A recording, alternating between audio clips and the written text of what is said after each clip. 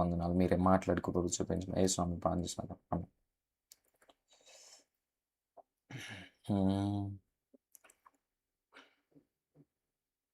Isaac. Praise Lord అన్నయ్య. Praise Lord తమ్ముడు. Praise Lord. Praise Lord brother. యా చాలామంది క్రైస్తవుల జీవితాల్లో ఈరోజు నేను ఒక ప్రత్యేకమైన రీతిలో మాట్లాడబోతా ఉన్నాను. ప్రత్యేకమైన రీతిలో పరిశుద్ధ ఆత్మదేవుడు మనతో మాట్లాడబోతా ఉన్నాడు. Think I need BGM. Think it is coming. BGM is coming. There is no music. Yeah. Thank you, Lord. Thank you, Holy Spirit. Thank you, Jesus. క్రైస్తవుల జీవితాల్లో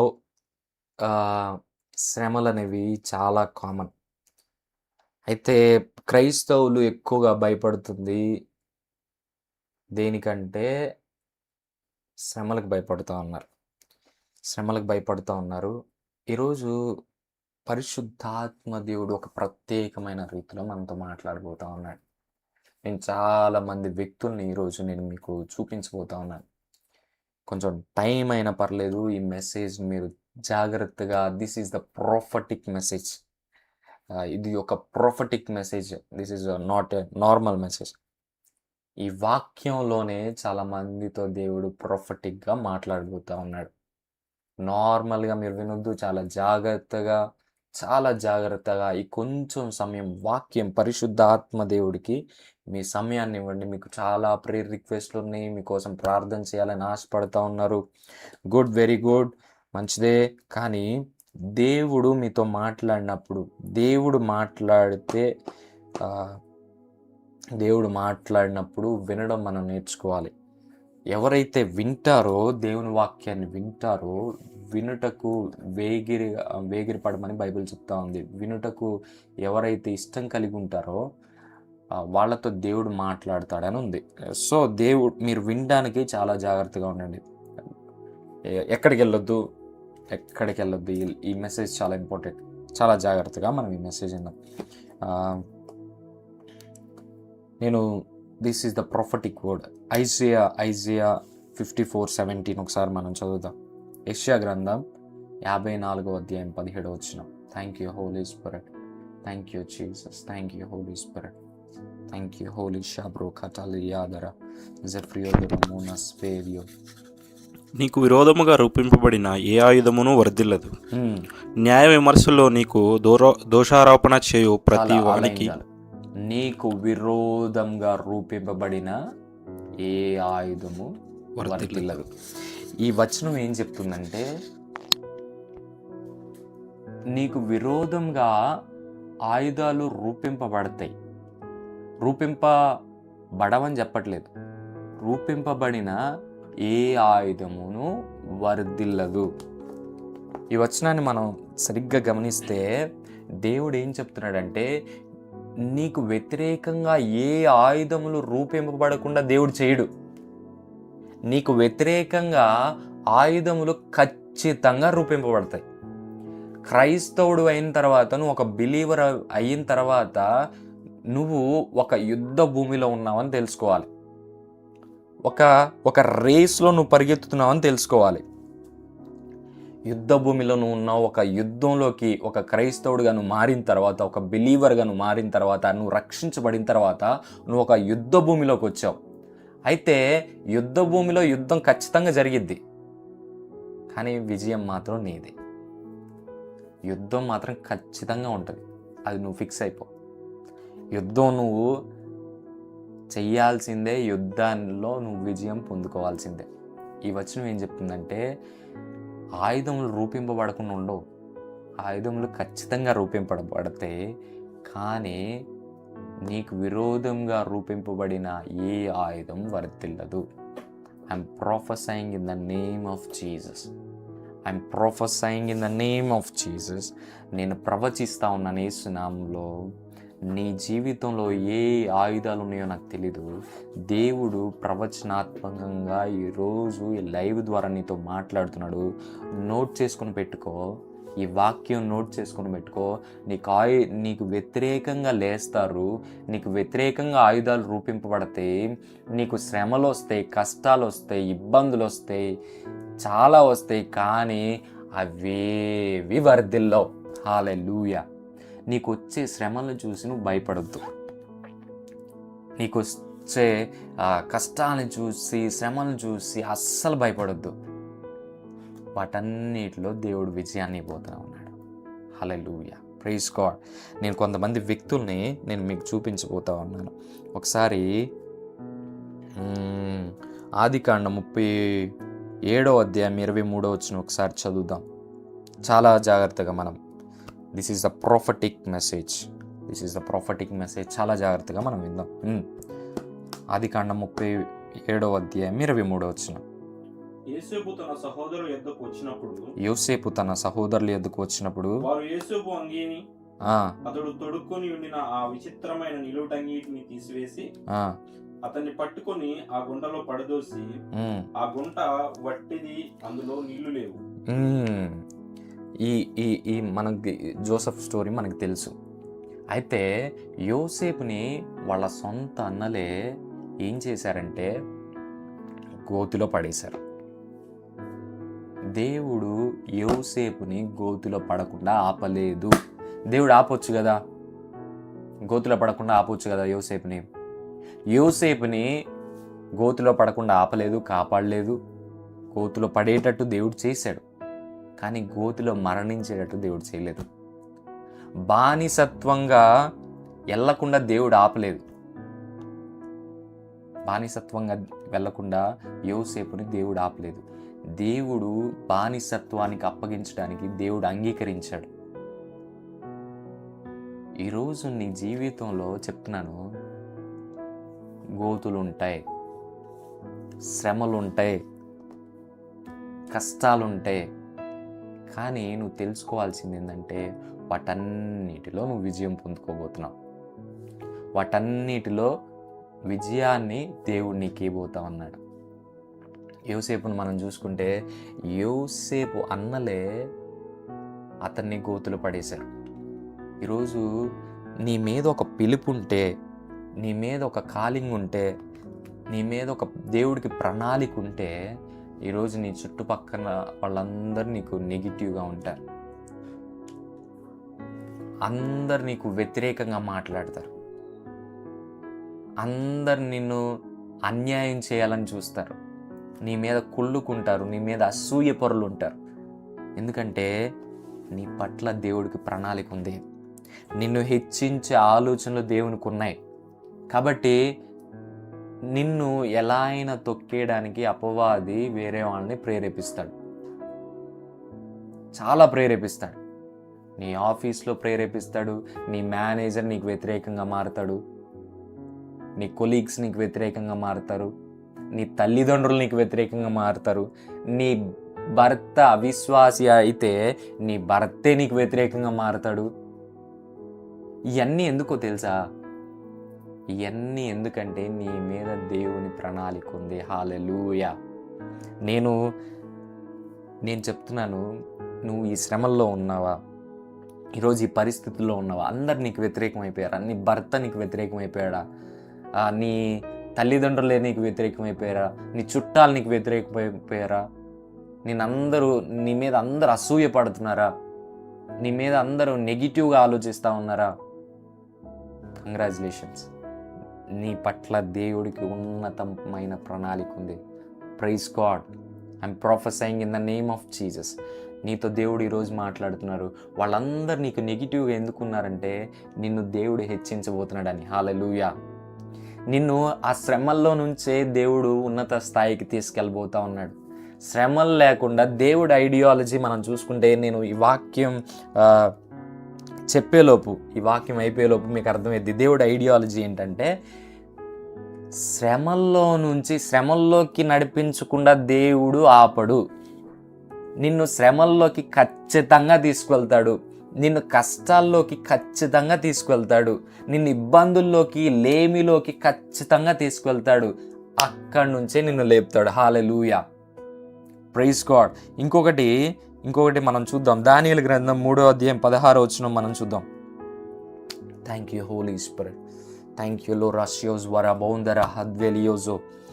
దానియేలు గ్రంథం 3వ అధ్యాయం 24వ వచనం.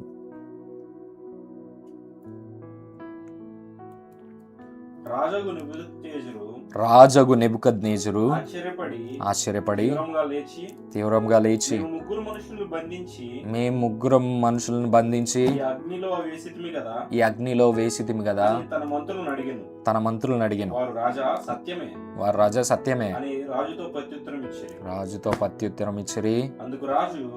అందుకు రాజు ఒకేసారి 27 వచనం చదువుదాం.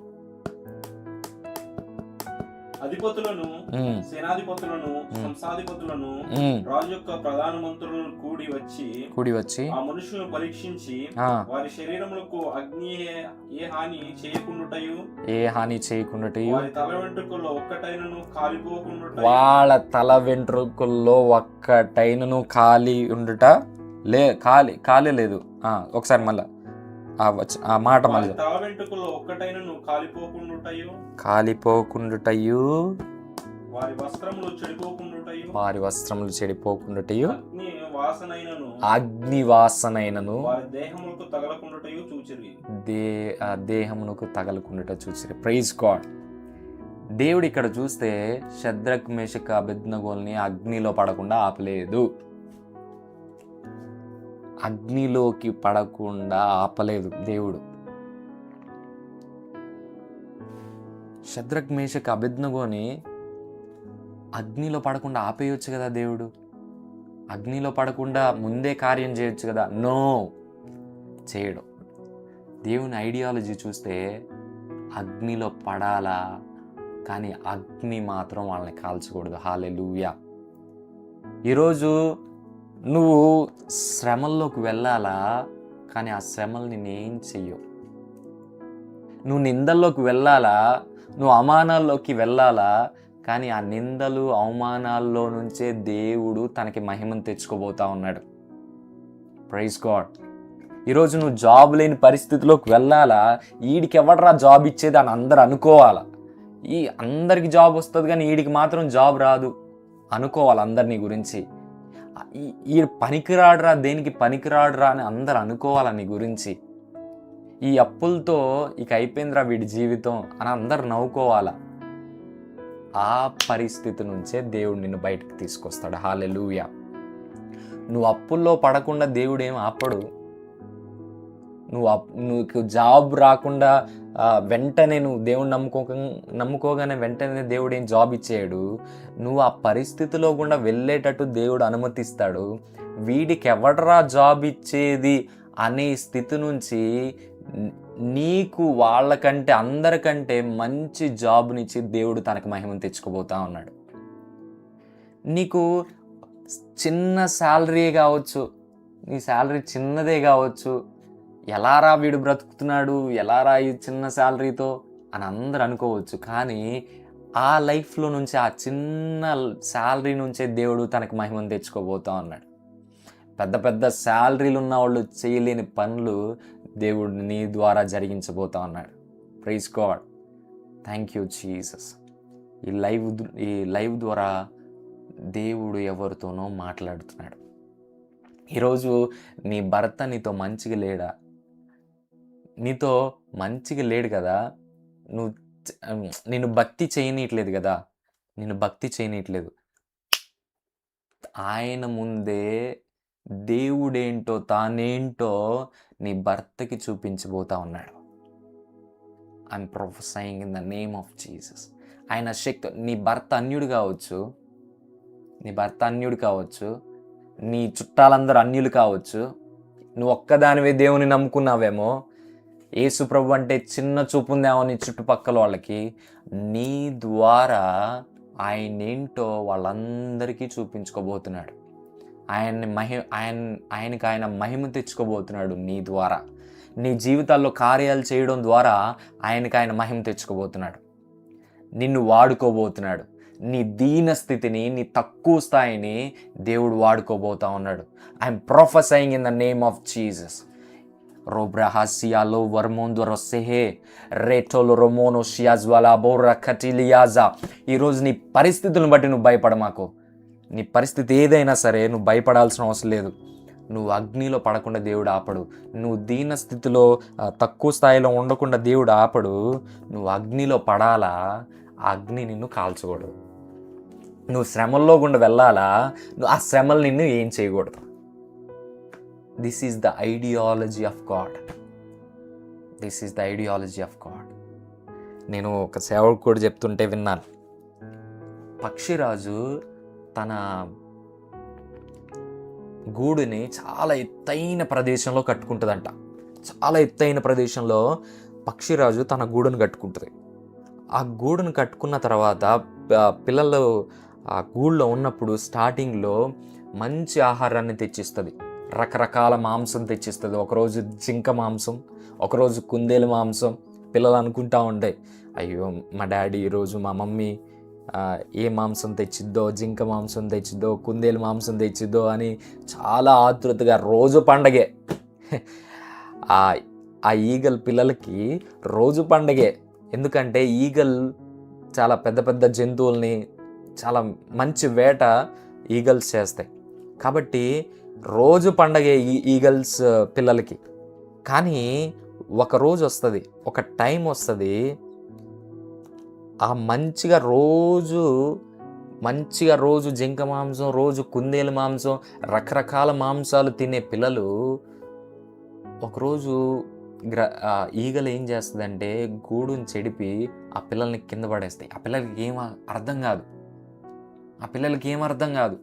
ఏం చేస్తున్నాడు మా డాడీ, నిన్నటిదాకా మాకు మంచి మాంసం పెట్టాడు, కుందేలు మాంసం పెట్టాడు, ఆ మాంసం పెట్టాడు, రకరకాల మాంసం పెట్టాడు, ఈరోజు మమ్మల్ని కిందకు తోసేస్తున్నాడు, చంపేస్తున్నాడు, ఏంటి, ఎందుకు మమ్మల్ని మా డాడీ తోసేస్తున్నాడు అని ఈగల్ పిల్లలు అనుకుంటే, ఆ ఎత్తైన ప్రదేశం నుంచి ఆ ఈగల్ పిల్లలు కింద పడతా ఉంటే అయిపోయింది మా జీవితం అనుకోగానే, ఇక బండ మీద కింద పడతే అనుకోగానే పైనుంచి పక్షిరాజు వచ్చి మళ్ళా వాటిని పైకి తీసుకెళ్తుంది. కింద పడిపోకుండా పైకి తీసుకెళ్తుంది. మరలా ఆ గూడులో పెడుతుంది. మరలా గూడులో పెట్టి ఆ గూడు నుంచి తిరిగి మళ్ళా ఆ గూడు నెట్టగలే మళ్ళా ఆ పిల్లలు, ఈగల పిల్లలు వచ్చి కింద పడేలోపు మరలా ఆ ఈగలు వచ్చి పైకి తీసుకెళ్తుంది. పైకి తీసుకెళ్తా ఈ ప్రాసెస్లో ఈగల్ పిల్లలు ఎగరడం నేర్చుకుంటాయి. హల్లెలూయా, హల్లెలూయా. దేవుడు నీ శ్రమల్లో ఏం చేస్తున్నాడంటే నీకు ఎగరడం నేర్పిస్తూ ఉన్నాడు. ఈరోజు నీకు శ్రమలు ఎందుకంటే నువ్వు బలంగా తయారవడానికే, నువ్వు ఇంకా దేవునికి దగ్గర అవడానికే.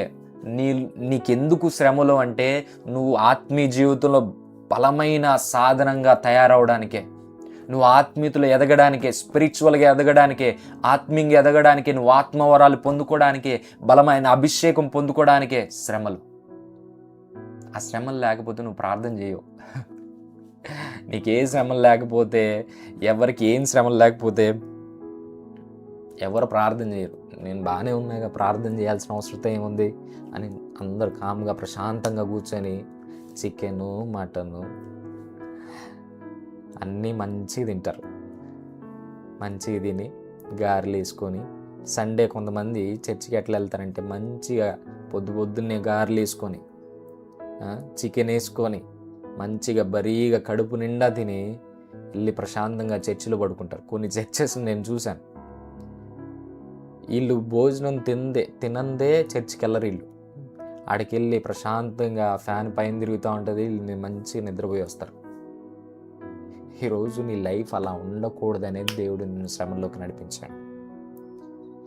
కాబట్టి నేను చెప్తుంది ఏంటంటే, నీకు శ్రమలు వచ్చినాయి అని బాధపడమాకు.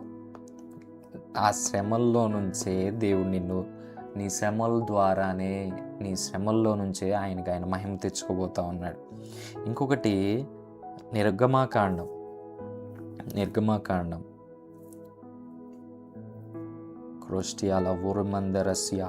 14వ అధ్యాయం 10వ వచనం.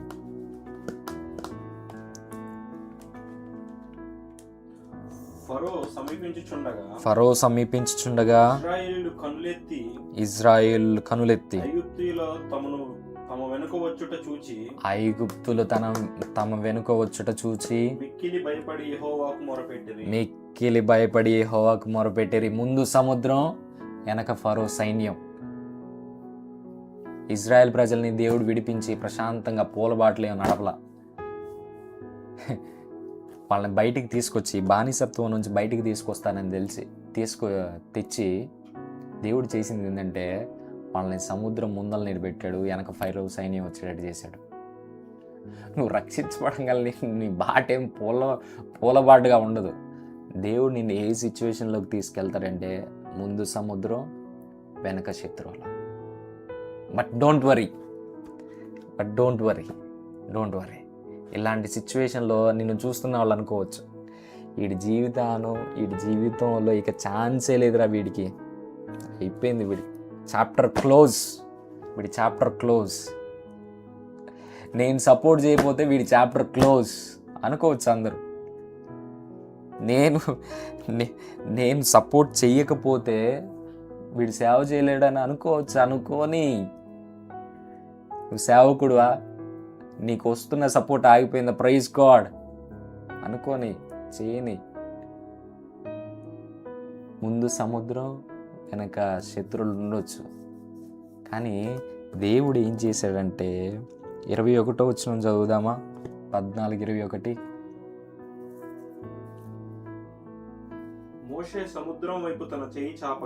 మోషే తన సముద్రం వైపు చేయి చాపగా యెహోవా ఆ రాత్రి అంతయు బలమైన తూర్పు గాలి చేత సముద్రమును తొలగించి దానిని ఆరిన్నేలగా చేసెను. హల్లెలూయా. ఈరోజు నీ పరిస్థితులు రాకుండా దేవుడు ఆపడు, కానీ ఆ పరిస్థితులను దేవుడు తప్పించే విధానం ఉంటుంది చూసారా.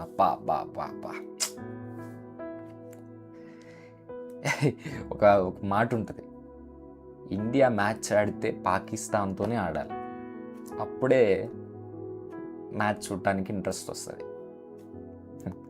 ఏ శ్రమలు లేకుండా ఎందుకు భక్తి జీవితం? శ్రమలు ఉండాలి. నా చిన్నప్పుడు నేను ఇలాంటి మెసేజ్ విని శ్రమల ద్వారానే మన ద్వారా దేవుని మహిమ ఏంటో ఈ లోకానికి తెలుస్తుంది అంటే, ప్రభా నాకు శ్రమలు కావాలి ప్రభా. ఆ శ్రమల్లో నీ మహిమ ఏంటో ప్రజలకు తెలియాలి.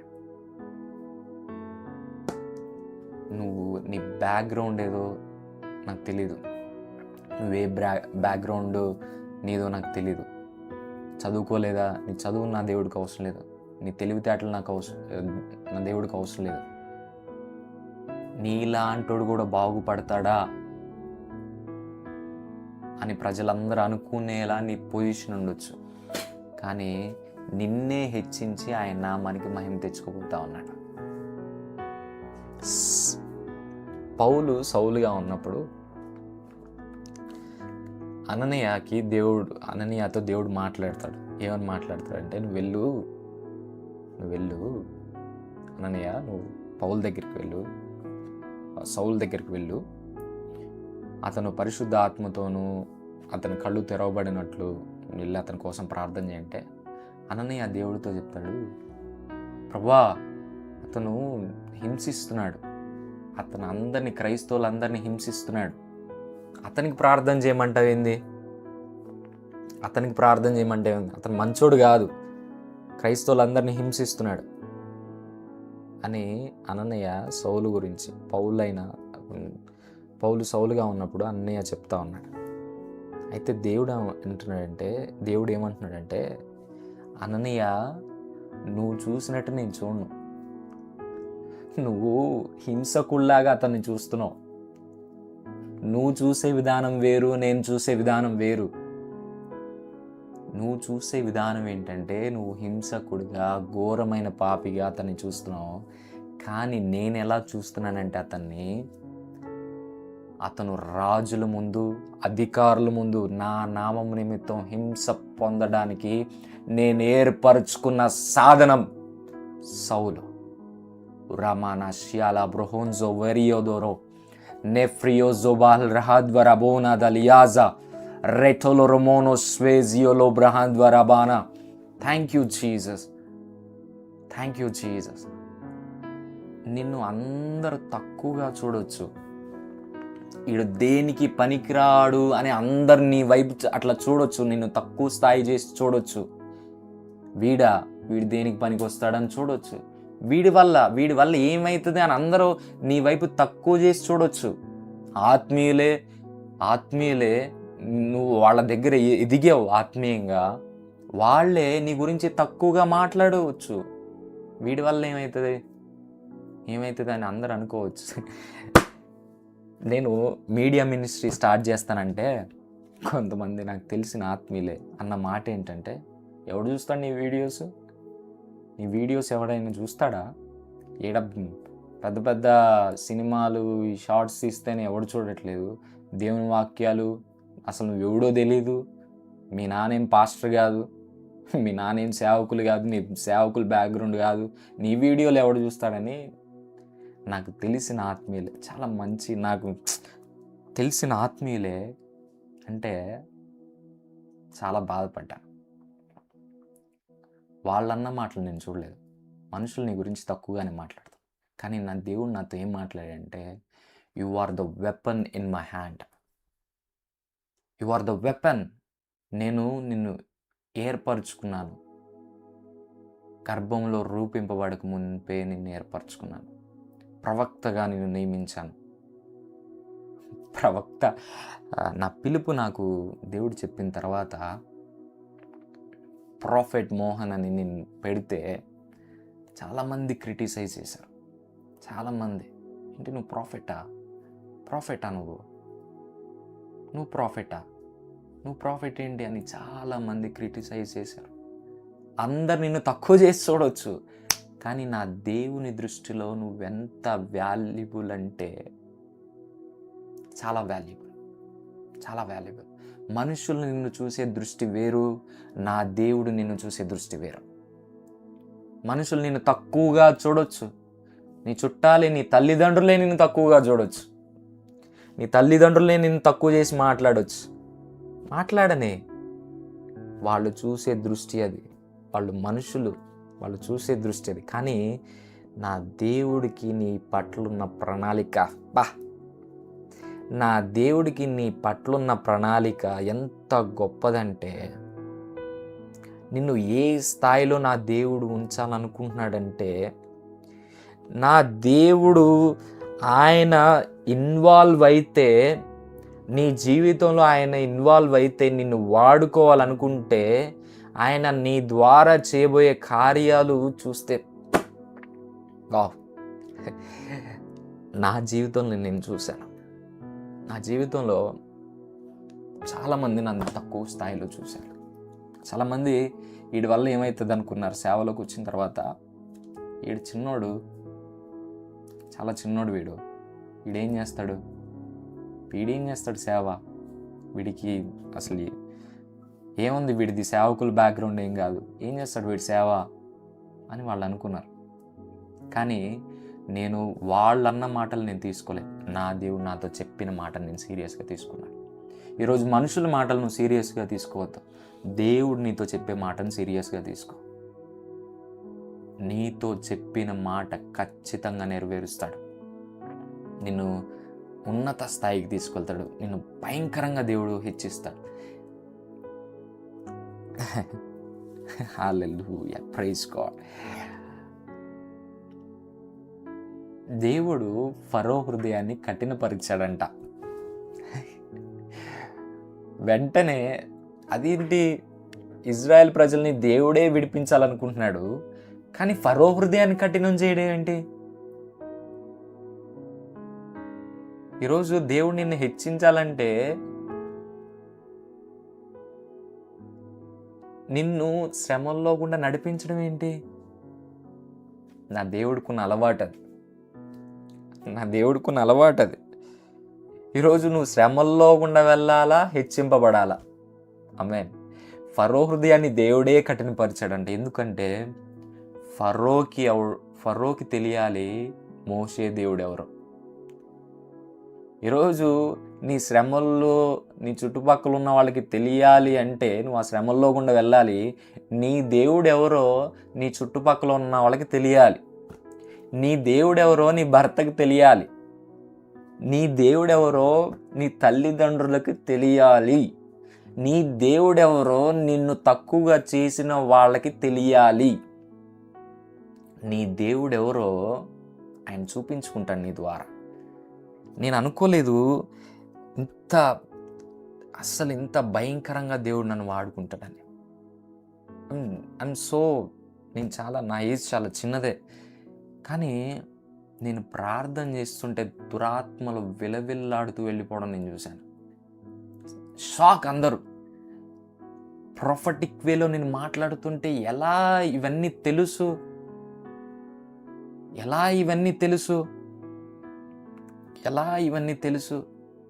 అని నన్ను చూసి ఆశ్చర్యపోయేవాళ్ళు చాలామంది ఉన్నారు. పెద్ద పెద్ద సేవకులే చెప్పలేకపోతాను. How he is telling this accurate prophecies, how deliverances ఇతని ద్వారా ఎలా జరుగుతున్నాయి. నేను ఒక బీదర్ మీటింగ్కి వెళ్తే బీదర్ మీటింగ్లో జరిగింది ఏంటంటే, ఎంతమంది మీద చేతులు వేస్తుంటే అంతమంది కింద పడిపోతున్నారు. దెయ్యాలు విలవిల్లాడుతూ వెళ్ళిపోతున్నాయి. ఎక్కడికి వెళ్ళినా డెలివరెన్సెస్ జరుగుతున్నాయి. ఎక్కడికి వెళ్ళినా భయంకరమైన డెలివరెన్సెస్ జరుగుతున్నాయి. ఎందుకంటే నేను నా దేవుని మాటను నమ్మాను. మనుషుల మాటలు నేను పట్టించుకోలేదు. ఒక మాట ఉంటుంది, అభిషేకించబడిన వాడికి ఎవడు బోధింపనక్కర్లేదంటే. చాలామంది నేను చిన్నోడినని చాలా సజెషన్స్ ఇవ్వడానికి, తమ్ముడు అది కరెక్ట్ కాదు బ్రదర్ అది అని సజెషన్స్ ఇవ్వడానికి చాలామంది ప్రయత్నం చేస్తారు. నేను ఎవరి మాటలు విన్నా.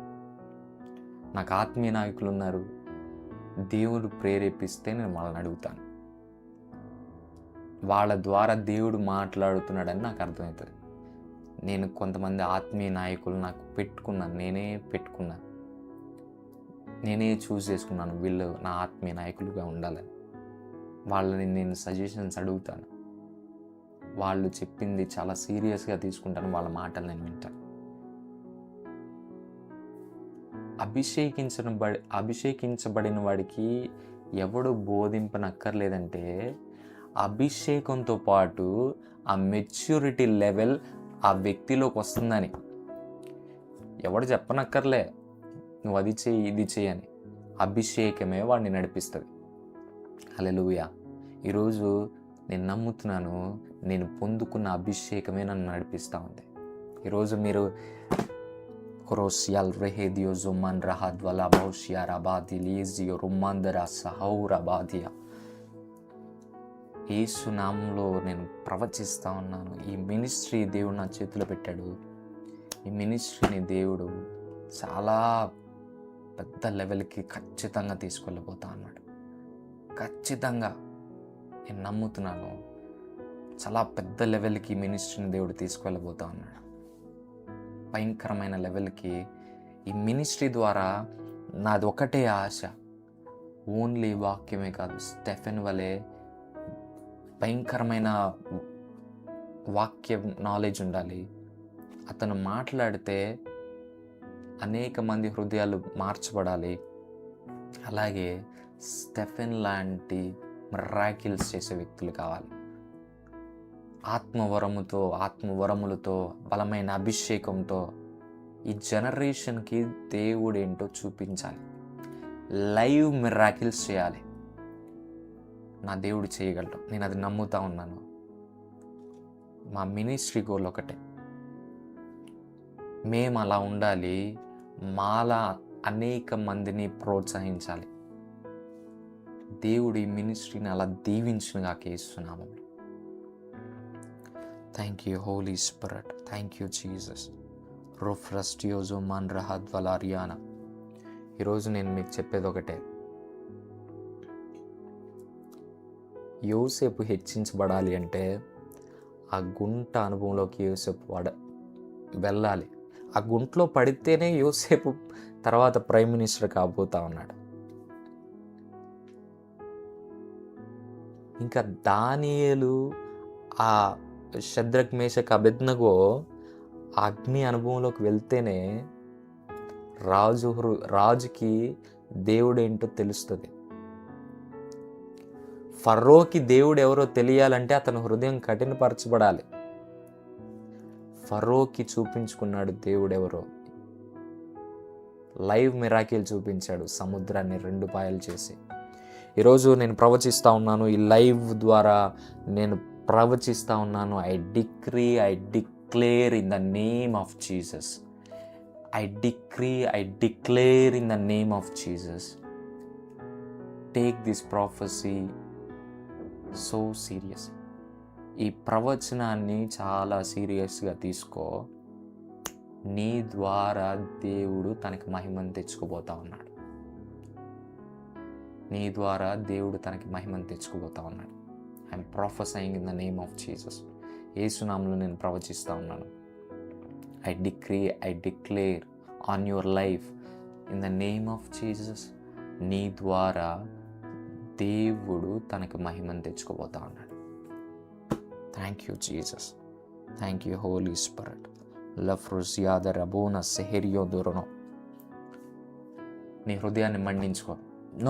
నేను దేవుడికి ఒకటి ప్రార్థన చేస్తాను. ప్రభువా, నేను అందరిలాగా నార్మల్ మినిస్ట్రీ చేయడానికి వీల్లేదు. ఒక సూపర్ న్యాచురల్ వేలో నేను మినిస్ట్రీ చేయాలి. అలా అయితే నేను పరిచర్య చేస్తాను, లేకపోతే చేయను. నాకున్న రోషం ఇది. నేను దేవుడిని అడిగే నా ప్రార్థనలో నేను ప్రార్థన చేసే ప్రేయర్ పాయింట్ ఏంటంటే, ప్రభువా, అందరిలాగా నేను మినిస్ట్రీ చేయడానికి వీల్లేదు. ఒక డిఫరెంట్ వేలో, సూపర్ న్యాచురల్ వేలో నేను మినిస్ట్రీ చేయాలి ప్రభువా. ఈ ప్రొఫెటిక్ లెవెల్ని వేరే డిఫరెంట్ లెవెల్కి తీసుకువెళ్ళాలి ప్రభా. God is going to raise the prophetic జనరేషన్ని దేవుడు రైజ్ చేయబోతా ఉన్నాడు. యవనస్తురాలుగా నీ హృదయాన్ని మండించుకో. ఇఫ్ యు ఆర్ రెడీ, నువ్వు రెడీగా ఉంటే, నువ్వు సిద్ధంగా ఉంటే, అభిషేకాన్ని, ఆ ప్రొఫెటిక్ అనాయింటింగ్ని దేవుడు నీకు ఇవ్వబోతా ఉన్నాడు. నువ్వు నీ ఫ్రెండ్స్తో, అన్యులతో ఈ ప్రొఫెటిక్ వేలో మాట్లాడితే వాళ్ళ విషయాలు నువ్వు చెప్తావు. ప్రొఫెటిక్ వేలో ఒక విధానం ఏంటంటే telling their past, telling their present. దాన్ని ఏమంటారంటే వర్డ్ ఆఫ్ నాలెడ్జ్ అంటారు. నువ్వు అన్యుడి దగ్గరికి వెళ్ళి, నీ ఫ్రెండ్ దగ్గరికి వెళ్ళి అనాయింటింగ్ని పొందుకొని, ప్రొఫెటిక్ అనాయింటింగ్ని పొందుకొని, వాడి సిచ్యువేషన్ ఏంటో వాడికే చెప్పు. వాడి జీవితంలో ఏం జరిగిందో వాడికే చెప్పు. అది ప్రొఫెటిక్ అనాయింటింగ్లో ఉన్న పవర్. అలాంటి అభిషేకం కావాలని కోరుకో. అలాంటి భక్తి జీవితం చేయాలని కోరుకో. నార్మల్ భక్తి చేయకు. ఇప్పుడు దాకా నార్మల్ భక్తి చేసావేమో, కానీ నీ హృదయాన్ని మండించుకో. బలమైన పరిచర్య, నువ్వు జాబ్ చేసుకుంటే నీ కొలీగ్స్తో వాడి సిచ్యువేషన్ ఏంటో నువ్వు ప్రొఫెటిక్ వేలో మాట్లాడు. వాడి సిచ్యువేషన్ ఏంటో, వాడి పాస్ట్ ఏంటో వాడితో ప్రొఫెటిక్ వేలో నువ్వు మాట్లాడు. ప్రొఫెటిక్ వే అనేది ఓన్లీ సేవకులకే కాదు, even you can come in to that way. Believers కూడా ఆ వేలోకి రావచ్చు. You can come in to that way. మీరు ఈ అనుభవంలోకి రావాలనుకుంటే బీ రెడీ. మేము ఈ 40 days, చివరి 40 days అయిపోయిన తర్వాత, లేకపోతే ఈ 40 days చివరి రోజు క్లోజింగ్ సెరమనీ లాగా we are going to conduct Holi spirit encounter conference. Be ready. దాన్ని మేము ఏ లెవెల్లో కండక్ట్ చేస్తామో మాకు తెలియదు. దేవుడు మాకు ఇచ్చే సపోర్ట్ని బట్టి, if you want to support, you can support to this ministry. మేము కండక్ట్ చేయబోతున్నాం. బిలీవర్స్ నార్మల్గా ఉండడానికి వీల్లేదు. బిలీవర్స్ గిఫ్ట్స్లో మూవ్ అవ్వాలి. ప్రతి ఒక్క విశ్వాసి భాషల్లో మాట్లాడాలి. ప్రతి ఒక్క విశ్వాసి ప్రవచనాత్మకంగా మాట్లాడాలి, ప్రవచనాలు చెప్పాలి. Every believer should be like this. ఆ జనరేషన్ని ఒక నార్మల్ బిలీవర్గా ఉండడానికి వీల్లేదు. ఇలాంటి జనరేషన్ని రేస్ చేయాలనే భారం మాలో ఉంది. We're going to do that. We're going to do that. Be ready, be ready. ఈ 40 days అయిపోయే క్లోజింగ్ సెరమనీలో we're going to conduct Holi spirit encounter conference, anointing కాన్ఫరెన్స్ని, హోలీ స్పిరిట్ అనాయింటింగ్ కాన్ఫరెన్స్ని మేము కండక్ట్ చేయబోతా ఉన్నాం. We're going to conduct. Be ready, be with the ఎక్స్పెక్టేషన్స్తో ఈ మీటింగ్కి అటెండ్ అవ్వండి. దేవుడు చేయబోయే బలమైన కార్యాలను మీరు చూడబోతా ఉన్నారు. మీరు భాషల్లో మాట్లాడబోతా ఉన్నారు. మీరు ప్రవచించిపోతా ఉన్నారు. మీరు గిఫ్ట్స్లో మూవ్ అవబోతా ఉన్నారు. Thank you Lord, thank you Holi Spirit. రెఫ్రియోజో మందల రెహెదియో, వీఆర్ ప్రేయింగ్ ఫర్ ఇట్. మేము ప్రార్థన చేస్తున్నాం. మనదిన ప్రార్థనలు మేము ప్రార్థన చేస్తున్నాం. మీరు కూడా ఈ మినిస్ట్రీ కోసం ప్రార్థన చేయండి, సపోర్ట్ కూడా చేయండి. Thank you. ఈ వాక్యాన్ని నేను ముగిస్తూ ఉన్నాను, మీకోసం ప్రార్థన చేయాలని ఆశపడుతూ ఉన్నాను.